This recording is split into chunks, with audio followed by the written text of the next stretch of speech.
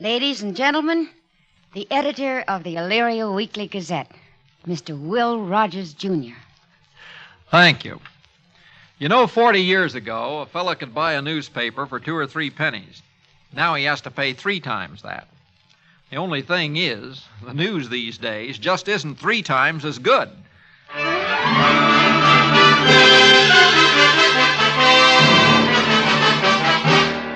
Rogers of the Gazette, offering you tonight, transcribed, the heartwarming story of a country newspaper and its friendly editor, and starring Will Rogers, Jr.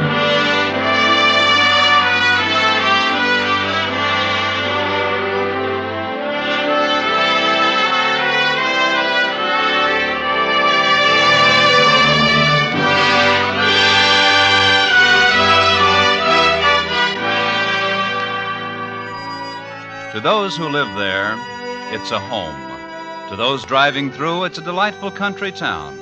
There's a wealth of apple trees that everyone's proud of, and a tall grain elevator, a bus and train depot, and, of course, a weekly newspaper. The office of the Elyria Gazette sits on one side of the town square and is a meeting place for many of Will's friends who drop in to pass the time with him and with Maggie Button, his assistant. It's early evening now, and almost time for the paper to go to press.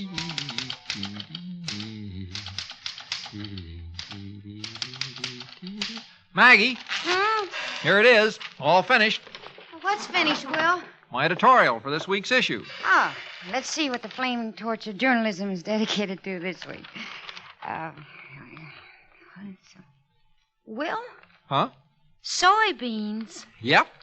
Ran into a fellow who knows more about soybeans than any other man alive, I guess. He spent maybe 5 hours telling me all about them. Do you think I ought to write about something else? Where'd you meet this bean expert? Out fishing. Oh, well... Well, they say no man ever committed a major crime who smoked a pipe, owned a dog, or went fishing, Maggie. Sure. Will, what did O.J. say? Well, he thought the fellow who knew all about the soybeans was pretty interesting, too. I introduced him. I mean, what did O.J. say about the mortgage, Will? Did he say yes? Well, no, not exactly, Maggie. You see, he's got a kind of powwow with the board of directors after supper tonight. Oh? It gives them all a chance to smoke cigars they can't smoke around the home. Oh, I'll get the extension all right. Always have. Mr. Rogers? Mr. Will Rogers? Yes, ma'am? I am Mrs. Fenimore Hannibal. Yes, ma'am. I recognized you when you walked in the door. This is Maggie Button, my assistant editor. How do you do, Mrs. Hannibal? How do you do? Mr. Rogers, I am chairman of the Elyria Civic League, and this afternoon there was a meeting. I should have covered that, Maggie. At that meeting, the entire membership, and they represent every prominent family in Elyria, passed a resolution condemning the Elyria Weekly Gazette and its editor. I introduced the resolution myself.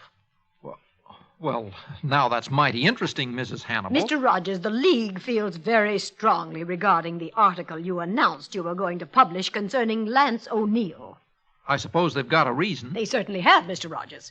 Mr. O'Neill's reputation as a romantic adventurer and troublemaker is unsavory to many of the people in this community who remember him when he resided here. Including his name in your series on distinguished men and women of Elyria is unthinkable. Well, now, of course, I never knew him when he was alive, Mrs. Hannibal, but I do know that a lot of folks think he was a pretty good painter.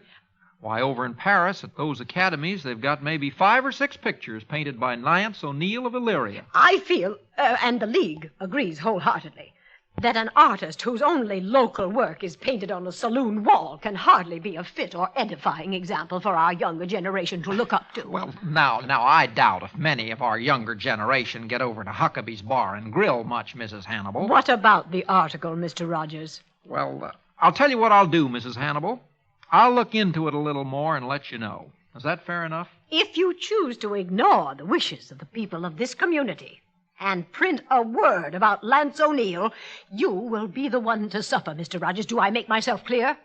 Yeah, I guess that's clear enough. Then good day, Mr. Rogers. Miss Button. Bye. Goodbye, Mrs. Hannibal. Those narrow-minded old biddies. Now, Maggie, they've got a right not to like the way I run the Gazette if they want to. Well, What are you going to do about this resolution? Print it. Will. Guess our readers will be interested in what the League did at their meeting this afternoon. Where's my hat? Well, where are you going? Over to Huckabee's Bar and Grill. Like I told Mrs. Hannibal, I'm going to look into it a little more.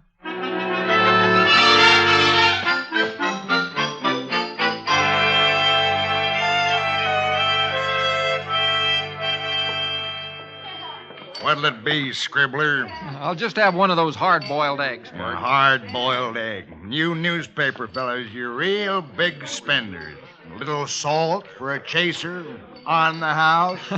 Thanks, Bert. Bert, I'd like to talk to you about Lance O'Neill. Is it true he was a troublemaker? Who told you that? Mrs. Hannibal. Oh, you mix with the elite these days, huh? The bon ton, the creme de la creme. Mrs. Fenimore Hannibal herself, huh? I take it that you and she have don't I quite... breathed a word of criticism? No, I wish this town had a dozen like her. You do? Uh-huh. Right now, it's got 100. Troublemaker. Hey, whose glasses are the shiniest in the state? Yours are. And whose ale pipes are the cleanest? Yours? Then I'm a man whose opinions are entitled to respect. Am I right, Horace Greeley? Right, Bert. Okay, then, you listen to me. Lance O'Neill was a troublemaker. He disturbed a lot of people. He used to laugh out loud, and that annoyed a lot of pickle pusses who didn't see anything in this life to laugh about. He enjoyed just being alive. He didn't do any of the conventional things, and you'd be surprised how many just plain envied him for that. You paying mind, Arthur Brisbane? I am, Bert. Aye. And after he left town, instead of coming to the bad end everybody knew he would, he double-crossed them and got world famous. I don't think they'll ever forgive him for that. You see that painting on the wall? Well, look at it. I'm looking. Well, this town was so pleased at having spawned a genius that it almost starved him to death. He put that up there on my wall in gratitude to me for letting him live on my free lunch and slipping him a few dollars every once in a while. He put it there in 1910, and I've had enough big offers for it ever since. I could have retired if I wanted to retire. What do you think of that? You liked him a lot, didn't you? Me? I think he was crazy. Look at the way he painted that orchard, like it was in heaven.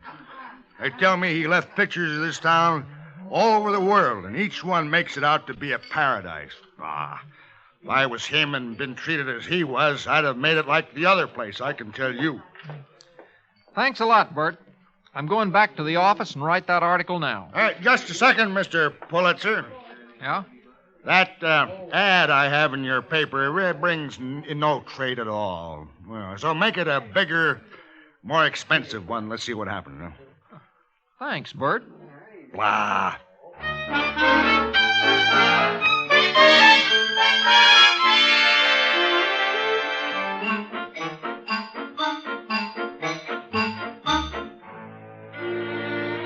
Yes, ma'am.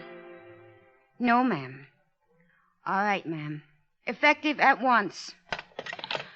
Well, every friend of Mrs. Hannibal and every member of her league have been calling up and canceling their subscriptions. Sure enough. Will, put down those notes and listen. 11 of our advertisers' names are on that list of people who signed the resolution. 3 of them have already canceled their ads. The bank isn't going to like that. Don't you want me to print the article, Maggie? It's not what I... Of course I do, Will. I'm just talking dollars and cents. I kind of guessed you were. Hello, Daddy. Miss Button. Hello, Jill, How honey. are you, Jill? What do you got there? Mrs. Weatherwax put up some supper for you, Daddy. There's enough for you, too, Miss Button. Chicken, butter beans, cornbread, and chocolate cake. Oh, thanks. No, honey, I'm full. Been eating my heart out all day. Well, what's the news from the Hello, front? Hello, Doc. Sit down. Thanks. Here, Jill, honey. Go get yourself an ice cream cone. Wait a minute. Here, get 2 of them. Wait a minute, Doc. Might make her sick. Now, let's not be narrow, son. Let an honest tradesman drum up a little business for himself. What do you say to Doc, Jill? Come more often. Yeah, that's my girl. Always be honest. Just for that, Jill, I'm going to marry you. You're a little too old for me. Oh, nonsense. I'm only 6 times your age. But in 10 years, when you're 20 and I'm 70, I'll only be 3 times your age. 20 years after that, you'll be 40 and I'll be 90, and that's only about twice your age. Pretty soon we'll be even. Then we'll get married. You'll have to ask my daddy. Bye. Goodbye. Bye, honey. You've done a good job with her, Will. You ought to be proud. Her mother'd be proud, too. She reminds me more of Ann every time I... Well, you put the paper to bed yet? Yeah, we haven't quite tucked it in. Good. I got some news. I've been out at the Ferguson place since 4 this morning. Shouldn't take Molly Ferguson 16 hours to have a baby. Not with all the practice she's had. Yeah, but this is the first time she ever tried triplets. Triplets? Hear that, Maggie? Isn't that just fine? Tear out that box with the senator's speech and put in a birth notice about the Fergusons. Will, that speech is pretty important. Well, not to the Fergusons and their friends. What are they, Doc? Boys, girls? Right here. I wrote it all down, Maggie. Good, thanks. Boy, that is a good-looking woman. And I'm a man who appreciates a good-looking woman. I might marry her instead of Jill. Do I have to ask you about her, too? No. Maggie just works for me. Okay, then why don't you marry her? Huh? How was everything out in the countryside, Doc? I haven't had a ramble in weeks. Oh, it's the prettiest summer I can remember. Flowers just busting out. I picked a bunch on the way back, stopped at the cemetery and put some on my wife's grave. I put some on Ann's, too. Thank you, Doc. How's everything in the city side? Oh, just... Yeah, don't tell me. I heard all about it. Well, Lance O'Neill was one of the few people turned out of this town who gave himself to something he believed in. Oh, sure, old Charlie Rice built a railroad, and Ben Adams practically took over Wall Street once he got to New York. But 100 years from now, they'll be looking at Lance O'Neill's work and calling him a genius. You'd have liked Lance, Will. I think maybe I would, Doc. You know, you can tell a lot about a man when you bunk with him. And he and I roomed together during the summer and fall of 1912. That was his last year here, the year I graduated Hopkins. I still got some of his things around the house. Well, if his story turns out to be responsible for my premature death, I'll will my cadaver to you. You won't die from it.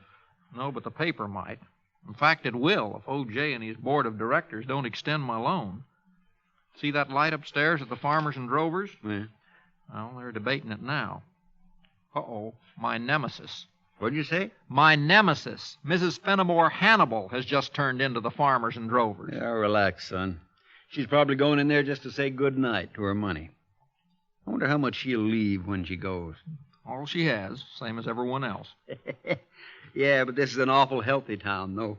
Most salubrious climate in the state. Did you know we had to import 2 corpses from Chicago to start the cemetery here? Doc, why do you suppose that as far as Lance O'Neill is concerned, a man world famous for his art, this town acts as though it had spawned another Jack the Ripper or a Typhoid Mary? Well, the way I figure it, Will, somebody's just mad or scared or both. That's kind of the way I figured it, too, Doc.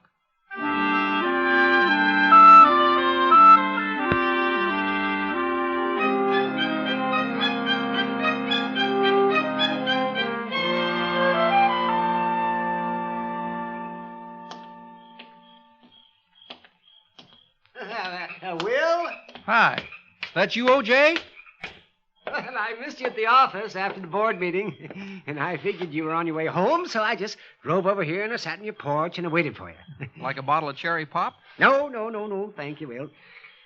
Well, we dealt with your request, Will. I thought you'd like to know the bank isn't going to foreclose. Well, I sure appreciate your coming by to tell me, O.J. Well, it's going to be out of our hands from now on. What's that, O.J.? The bank had a fair offer for your mortgage tonight, and, well, they accepted it. We sold your mortgage. Who to? Mrs. Fenimore Hannibal. We had to, Will. It's good business. Well, I just dropped in to tell you the news. Oh, say, that's a good one. Me telling the newspaper editor the news. Yeah, that's pretty funny. Yeah, well, I must run along now. Good night, Will. Night, O.J.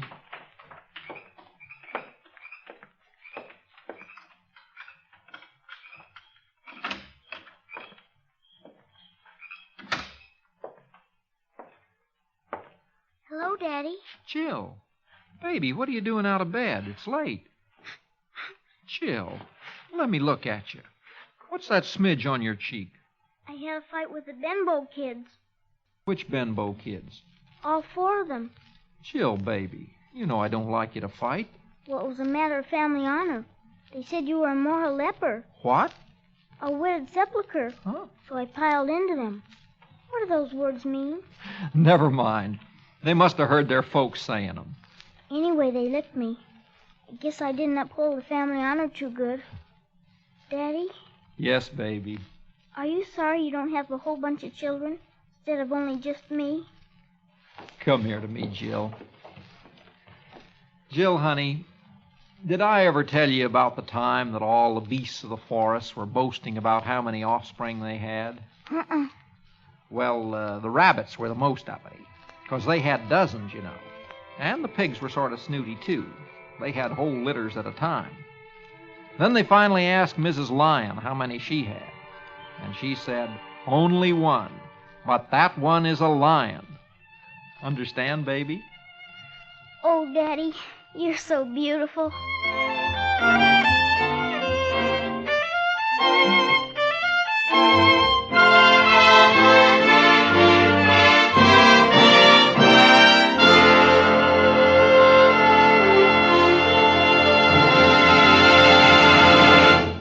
You are listening to Rogers of the Gazette, starring Mr. Will Rogers, Jr. Tomorrow night, on most of these same stations, Mr. and Mrs. Ronald Colman, one of Hollywood's foremost couples, inaugurate the new Thursday Theater series for CBS Radio with an adaptation of the James Hilton novel Random Harvest. Don't forget, tomorrow night on CBS Radio. And now we continue with the second act of tonight's show.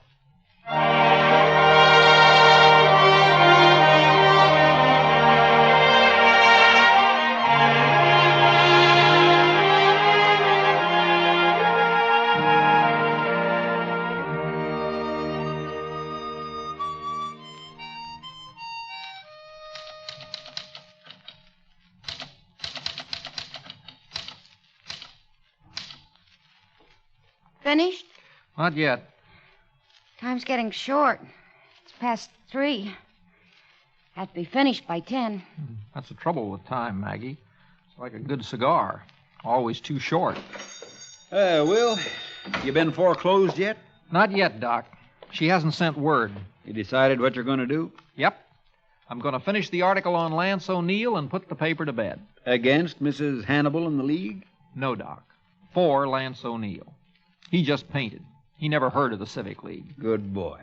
Oh, say, I dug around the house among some of his old things.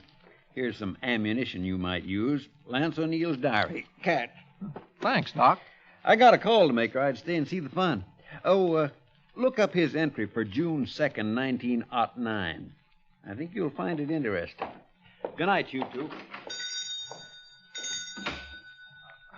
Maggie, will you make up a small notice to the effect that after this issue, the paper is no longer in my hands? Will, you still have over a column to fill. What about the county agent's crop report? No, I think I'll just enlarge the O'Neill article. Maybe something in this diary. What was the date Doc mentioned? 1909, June 2nd. April, May. Here it is. This day I went into the field with my darling and... Maggie! O'Neill used a real live model for that painting in Huckabee's. So? Clara Chase. Never heard of her. Who was she? The girl who later married Fenimore Hannibal. Mrs. Hannibal? Yes. Let me see. Made sketches for the portrait all this noon. How Rubens would have loved flesh tones like my Clara's, reclined beneath apple tree. Low-hanging branch, perfect composition.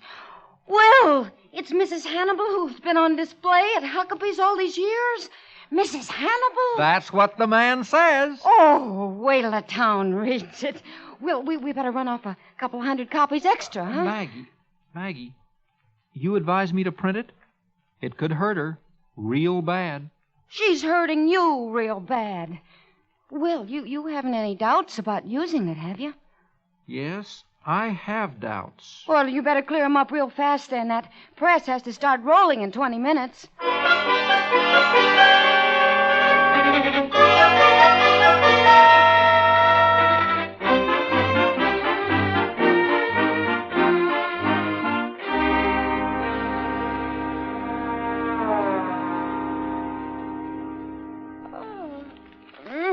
I'm tired. What time is it? Okay, is it after 10? We missed the band concert. Don't we always on the night we have to put her away? Seems. Now that the paper's gone to press, Maggie, do you think I did the right thing? You never did a righter thing, Will. Uh-oh. What? Crossing the square. Huh? Charlie Vernier. I forgot. The bank said he was coming over on legal business. Good evening, Maggie. Will? Hi. Why, Charlie, what are you doing all by yourself? You slipped your leash? I was instructed to meet Mrs. Hannibal here this evening. I suppose it's about taking over the mortgage. It is. This all pleases you a great deal, doesn't it, Charlie Vernier? Oh, Maggie, I didn't mean that... Well, Charles, did you tell them? Not yet, Mrs. Hannibal. I thought perhaps you... Mr. Rogers, I think you've already been informed that I now hold the mortgage on this property. I know. And I believe you've made a request for an extension of time in which to pay your note. That request is denied. Can you pay the note now? No, I can't, Mrs. Hannibal. Then I foreclose. I see. However, I'm told you're a fairly capable young man, and if we can agree as to salary and other things, you may remain editor. I plan no great changes, just a slightly different emphasis in policy. To begin with, all advertising contracts with Bert Huckabee are hereby suspended. Go on. And, of course, the article on Lance O'Neill himself will not appear at all. Well, now, that's a little impossible, Mrs. Hannibal. Careful, Will. Mr. Rogers, this is my paper now. I'll run it as I see fit. Too late. This week's issue's already gone to press. I see. And it contains the article that the League so strongly opposed? I'm afraid so, Mrs. Hannibal. You're fired. Tell him he's fired, Charles. You're through, Will. Now, wait a minute, Charlie. Mrs. Hannibal. You're both a little whopper-jawed. What? My note doesn't fall due until tomorrow. Until then, I own this property and I run this newspaper. I used an extra column for that article on Lance O'Neill, Mrs. Hannibal, because I ran across some extra material. Here. What's that? It's Lance O'Neill's personal diary, Mrs. Hannibal. Personal diary.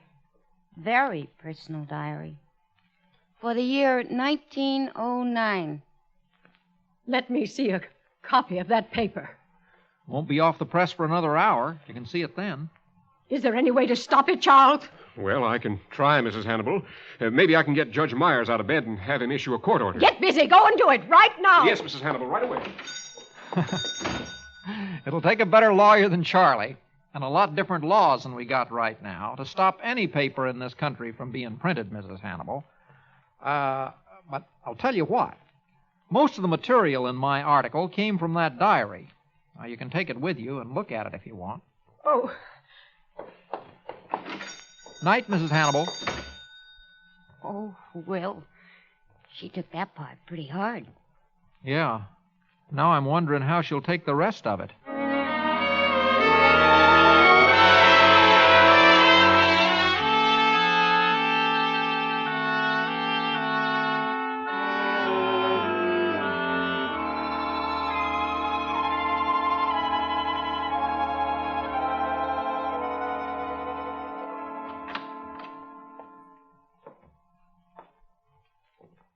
Hello, Daddy. What's wrong? Hate to wake you up, honey, but I've got something I want to talk over with you. Well, sure, Daddy. Jill, a few years ago, when I came here with your mother, you were just a little girl then, I said to myself that this was the place for me. The place. I thought that here's where I'd find the birds and the bees and the cigarette trees and the lemonade springs where the bluebirds sing and the big rock candy mountains. I guess maybe I didn't do so well. What do you mean, Daddy? What would you say if we didn't live here anymore? Don't you like it here anymore, Daddy? Oh, I like it fine, Jill. But there's something else. Jill, if somebody wanted to take something you loved away from you, and you suddenly found out that you could take something away from them that was pretty important to them, what would you do? I tried to do what was right, Daddy. Sometimes it's pretty hard to tell right from wrong. Like an apple? Huh? Well, sometimes an apple's ripe, but then sometimes it's rotten, and you can't tell the difference until you bite into it. Well, that's about it. Stay here a minute, baby. I'll see who it is. All right, Daddy.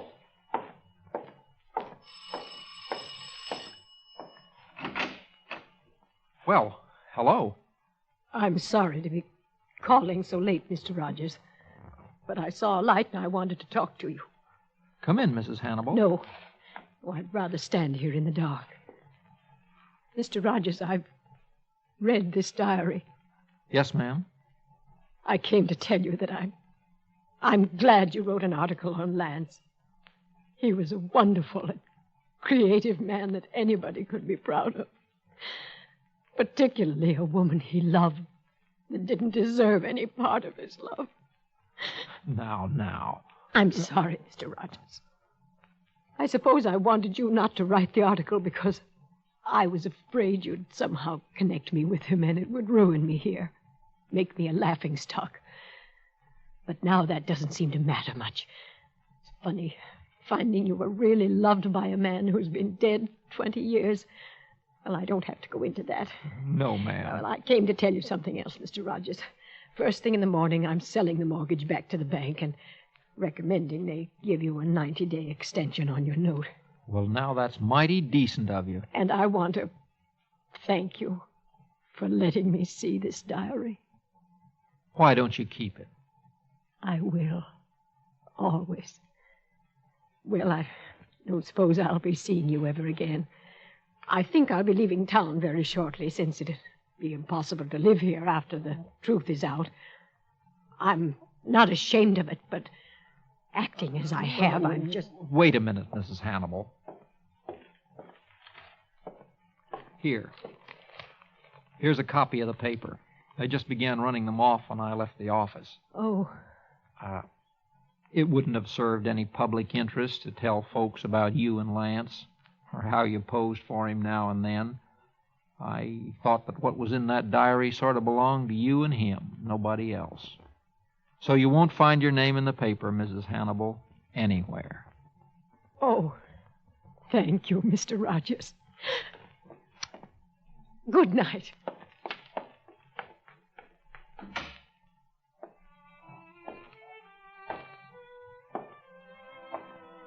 Daddy, Yeah, baby. how was the apple? I'm just beginning to taste it now. Nice and ripe, and not a bit rotten. Come on, baby, it's bedtime.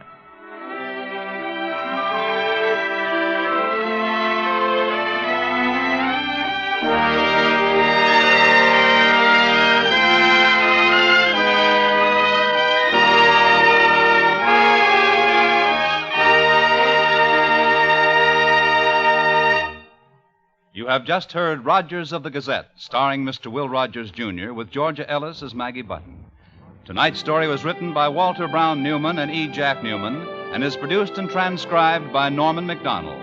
Featured in the cast were Parley Bayer as Doc and Mary McGovern as Jill, with Howard McNear, Byron Kane, and John Daner. The special music was composed and conducted by Wilbur Hatch. Bob Lamont speaking.